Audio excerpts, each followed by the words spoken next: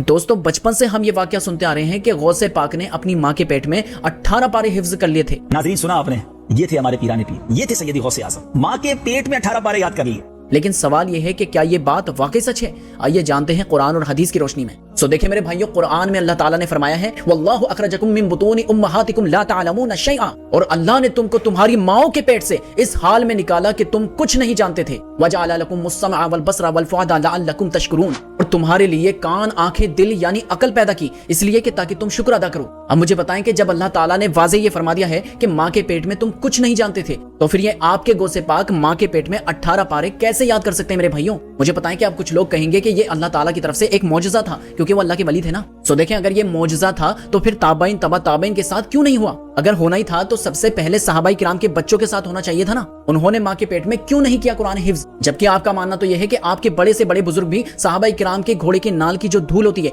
उसके बराबर को भी नहीं पहुंच सकते। हत्ता कि नबी अलैहिस्सलाम पे भी कुरान मजीद पूरे 23 सालों में जाके मुकम्मल हुआ था मेरे भाइयों। तो देखें, इससे पता चलता है कि ये बिल्कुल फैब्रिकेटेड बात है, बिल्कुल फजूल बात है। शेख अब्दुल कादिर जिलानी रहमतुल्लाह की तरफ ये झूठ मंसूब किया गया है। और अगर आप कुरान की इस आयत को सुनने के बाद फिर भी इस वाक्य को सही मानते हैं तो इसका मतलब यह है कि आपका अकीदा कुरान की इस आयत के बिल्कुल खिलाफ है, क्योंकि जाहिर है कि ये वाक्य तो कुरान की इस आयत से बिल्कुल टकरा रहा है।